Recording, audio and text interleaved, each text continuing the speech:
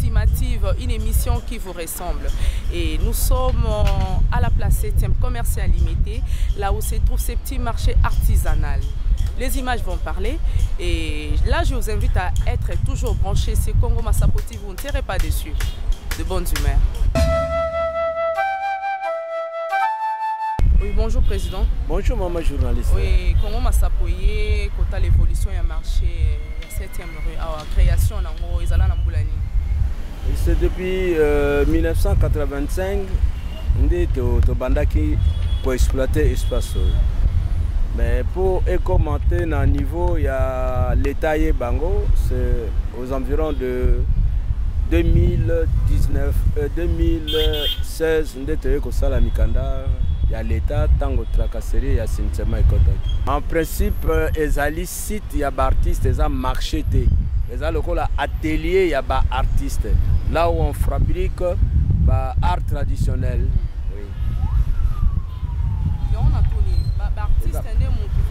Oui, exploitation est plus fréquente dans les artistes. Hein? Parce que c'est un lobby dans le cadre artisanal. Dans l'artisanat, vous avez les artistes. Mais dans l'art, il n'y a pas d'artisans. Hein? L'art, c'est l'inspiration.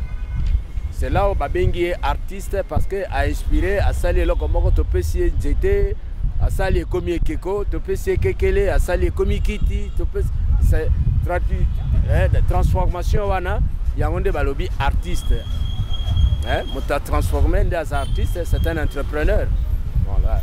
Alors, ce lobby marché, c'est-à-dire les alliés pour un commerçant qui achète et vend. Alors, comme il y a nakati artisanat, il y a des bâtiments comme ça, mais les alliés de la tradition, je prends par exemple le kola mutasa la kamikate, mutasa la kamalewa, azali artisan. Parce que na mikate aussi farine micro. Mais aussi farine, asali et comme mikate, hein, batubale. Na place on a ceux qui te cotisent bango, te cotisent bango quand le kola bandeko na cadre artisanal parce que malgré tous les artistes, tu as besoin de artisanal par exemple, Tolia Miloko, par exemple, Tolia Mokate, par exemple, Tolia Lipa. Alors il faut associer ces amis-là. Mais le site est un site artistique. Les a marché, il y a objet d'art, mais les site, il y a artistes. Ok, merci. Si quoi tout le monde a Rafia, Bozo, ton appel oui, oui. Rafia, Ezali, Moko, il y a nature, Oyezo Bimisa, art traditionnel. Rafia, au départ, Naboko Konabiso, Ezali, Tussi, Moko, extrait na Zamba, na Bansete, ya Zamba, et puis, Rafinango, et Komi et Lamba. Rafia, et Sugaka, Bako Konabiso, Ponakolata. Il n'y avait pas de tissu, balata qui ba tissu Rafia. Alors lelo et comme na moi variété à ma camébélé, to comme ça la ngomba chapeau le colo zomo na ngokuna, to comme ça la ngomba tissu de danse, to comme ça la ngomba biloko belé, ventaille, biloko belé to comme ça la na Rafia. Alors na cadre ya Rafia to tiango le ko eza na vannerie. Pour ezali extrait na zamba, na kekele na ainsi de suite. Yango na omoni ba Rafia eza pa na bisao. Principalement, ça vient de l'intérieur parce que c'est beaucoup ici chez nous en RDC. Ok, vous avez la facilité vraiment, il y a un prix mort et bien. Non, le problème, il y a prix, il y a précision parce que prix, ça dépend d'une personne à autre par rapport à moyen, il y a transport, na bango bazo futa, distance bazo wita, mutu au moins na zuyango pembeni, a été qui na moi prix na ye. Donc mutram tout, a été qu'on a prix na ye, ça na prix moko exact tête tout tiango. Par rapport au pays à la visite, parce que les sites qu'on visiter facilement ou soit ce sont que des expatriés. Bon, problème en tout cas maman, problème visite. Nous peut-être au coco tout nanga au lobby que clients, parce qu'on voit rien que des clients. Les visiteurs normalement, dans le cadre de visite, capombo qu'on a vu ça n'a pas. Dans le cadre de visite, tu vas coco côté abisso na organisation de visite en Ezali ministère du tourisme. Ministère de la culture et art, nous avons proclamé les visiteurs qui visiter. À ce moment, l'État bénéficie et nous aussi on gagne quelque chose. Mais comme ce n'est pas organisé, c'est rare pour tout le monde visiter ailleurs. Mais c'est fréquent, tout le monde a des clients, hein, les acheteurs passent. Mais les visiteurs, c'est un peu rare. On les a parmi les difficultés où ils ont rencontré. Oui. Là, il faut le ministère du tourisme à se pencher. Là, qu'on a visite, il y a un site, ou soit il y a un marché. Qu'est-ce qu'il peut faire là? Visiter avant que le site au Salanini, nakati ya musala au Sala nakati ya site. L'État a gagné nini, l'artiste va gagner nini.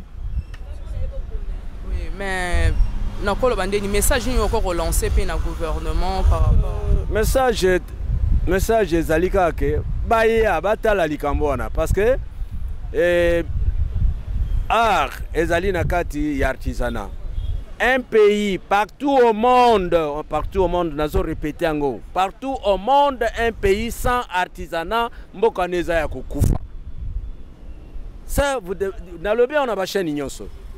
Eza la président de la République, eza la ministère n'importe quel ministère o yazali na attribution ya artisanat. Ayebake soki yazali na organisation ya regroupement artisanal té c'est que mboka ezokufa. Pourquoi Tigana se justifie dans Malobananga? Parce que là, dans l'artisanat, c'est là où est la source, il y a taxe. Source, il y a taxe et un artisanat. Je prends par exemple, les mamans qui fabriquent des beignets doivent payer les taxes. Les fabricants de briques, les briquetiers doivent payer les taxes. Moi qui vous parle en tant qu'artiste, je dois payer les taxes par rapport à l'activité na zosala. Alors l'État il faut avoir la connaissance ya misala ya batuwana à regrouper bango paye babaza autant annuel on peut faire ça donc okyo tia boye toi tu vas foutre ta patente soit basa le loko avec toutes ces histoires ba canaliser batuwana tout droit na trésor tango ngo que tout droit na trésor et ko gonfler trésor. Un pays sans artisanat et appellent un trésor. Artisan un trésor et un trésor il y a montant miné ne wana ya oh ba financer boye oh ba financer mais production ya bango moko ya mboka ezate. Ba fond ya oh ya trésorerie oh ezo esengele uta na artisanat ezali échapper eza na ba poche ya bakto ba kende na ba contrôle ba zo kota na ba maison abatu na ba activité ya batu ba zimbongo ba kaboli mo muke. Quand un trésor, il se bat dans la poche. Mais c'est le même monsieur, demain, il va déclarer l'État a foutatté. Alors, il gagne plus que ce que l'État lui paye. L'État peut lui payer $100 mensuellement. Mais hier, par jour, à quoi empocher un fils, même $50. Ce que ça lui 26 jours à combien? Alors, au lieu de canaliser cet argent, c'est que avec ces $100, lui, quand il empoche déjà $50, il bouffe la salaire des autres. Mais ce n'est plus l'État, c'est lui. Alors, il y a un problème, il y a l'État à organiser le Kwanapo, à canaliser mon wane qui est tout droit dans le trésor. Trésor, aïe, bandengini, na gozon qui s'en est pas à moto na moto, et à zo sale lango. Mais, n'ambo qu'on a vu ce zo sale maté. C'est là où mon artisanat est négligé. C'est là où mon micolognon se bat les lambongo et zate. Mais mbongo et zali. Quand je vous explique mbongo et zali, c'est pour vous dire que, bah, quand je suis bazo monango, la ville-province, rien que la ville-province de Kinshasa doit avoir 70% d'artisans. Mais ce que tu n'as pas conduit artisanat, vous savez combien des artisans à Kinshasa? Par secteur, par filière, mais ils sont embrouillés là-bas parce que les Kinois ont cette vie de toquer les bureaux pour envoyer Babambong. Mais hors source Yambongo, l'État, ce que l'on dit à l'époque, les taxes de l'État étaient les taxes le plus moins par rapport à toute taxe. Mais elle a gonflé par popularité. Je prends par exemple la ville-province de Kinshasa peut avoir au moins 80 000 habitants. Si Motomoko a foutu un fils même 2000 francs seulement. Et avec régularité, et bon, on est continue à trésor. Vous savez combien? Mais le coup les a suivis et ça limite, bon, on a moins quota. Dit quoi? C'est parce que l'État a organisé l'artisanat. Nous sommes là, l'artisanat est là, les artisans sont là. Mais il y a un problème, il y a tout ministère où il y a attribution, il y a artisanat.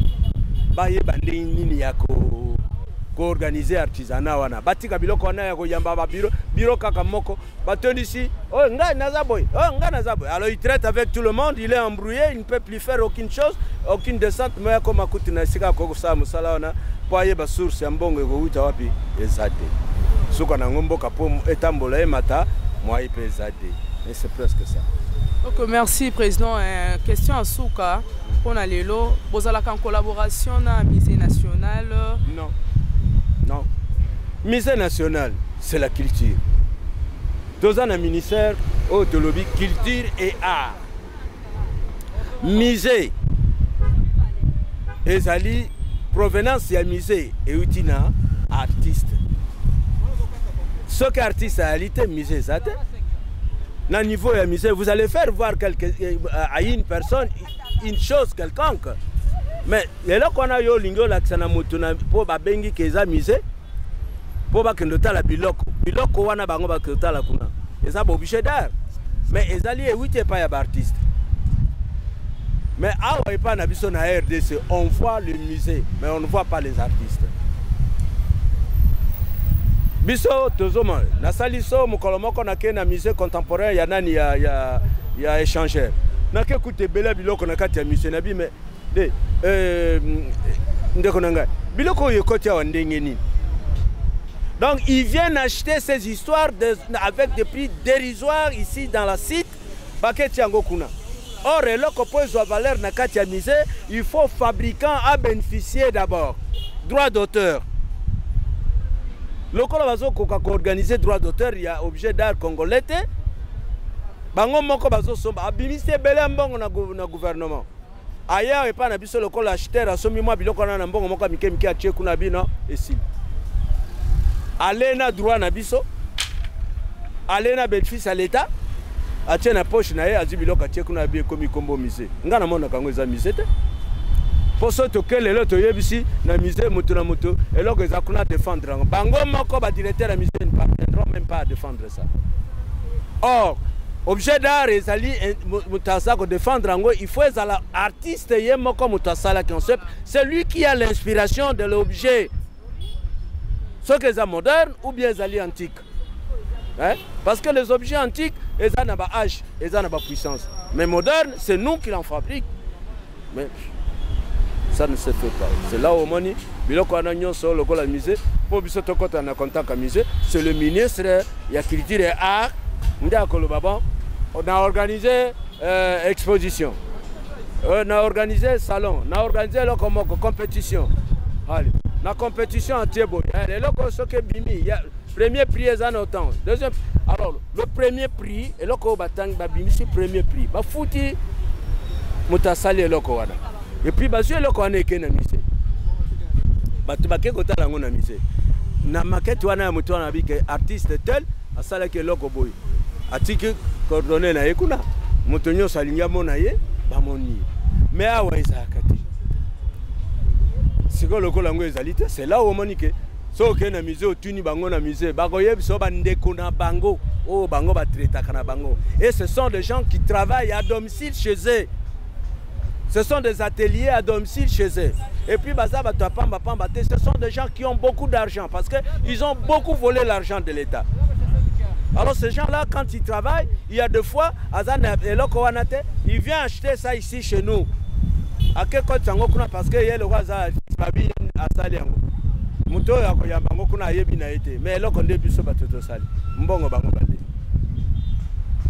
mais pour une exposition, tout le monde m'a exposé le coloyer au filmer m'a exposé à défendre le qu'on a mis tout le monde sache bien que mutasala que loko eza songolo